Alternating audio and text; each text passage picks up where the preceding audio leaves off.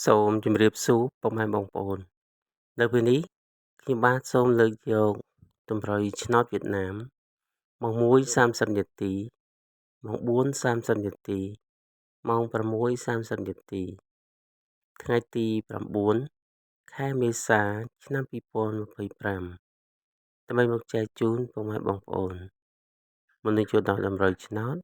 ខ្ញុំបាទសូមលើកយកតម្រុយឆ្នោតដែលបានឲ្យកាលពីម្សិលមិញដើម្បីមកទៀងទាត់ជូនពុកម៉ែបងប្អូនសម្រាប់ម៉ោង 1:30 នាទីម៉ោង 4:30 នាទីហើយនិងម៉ោង 6:30 នាទីតម្រុយដែលបានឲ្យគឺមានលេខ15 36 05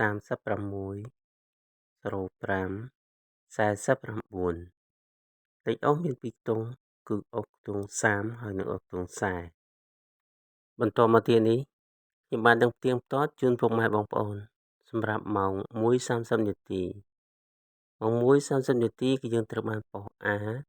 គឺ10គត់ត្រូវចូលខ្ទង់ខ្ញុំបានឲ្យលេខ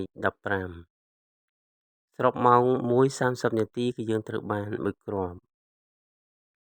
បន្តមកទៀតនេះខ្ញុំបាទនឹងផ្ទៀងផ្ទាត់ជូនពុកម៉ែបងប្អូនសម្រាប់ម៉ោង 4:30 នាទីគឺយើងអត់បានត្រូវទេហើយបន្តមកទៀតខ្ញុំបាននឹងផ្ទៀងផ្ទាត់ជូនពុកម៉ែបងប្អូនសម្រាប់ម៉ោង 6:30 នាទីម៉ោង 6:30 នាទីគឺយើងត្រូវបានប៉ុស A គឺ09ត្រូវចូលខ្ទង់គឺខ្ញុំបានឲ្យលេខ05បន្តមកទៀតគឺយើងត្រូវបានប៉ុស A គឺ49គឺត្រូវចំតម្រុយតែម្ដងគឺតម្រុយខ្ញុំបានឲ្យលេខ49ហើយនឹងត្រូវលេខអុសផងដែរគឺអុសខ្ទង់40ខ្ញុំបានឲ្យលេខអុសខ្ទង់40បន្តមកទៀតគឺយើងត្រូវប៉ុស A ដូចគ្នាគឺ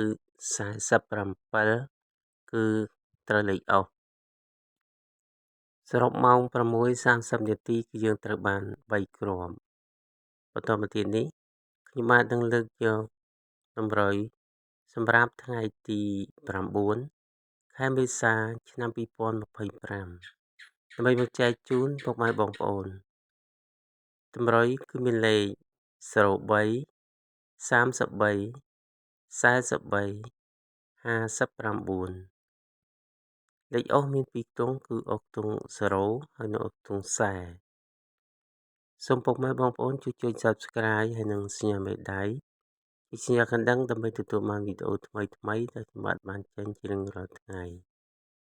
សូមជូនពរសូមឲ្យពុកម៉ែបងប្អូនមានសំណាងល្អគ្រប់គ្រងគ្រួសារសិនជាពុកម៉ែបងប្អូនមានចម្ងល់អ្វីមួយចង់សាកសួរឬក៏ផ្ដល់យោបល់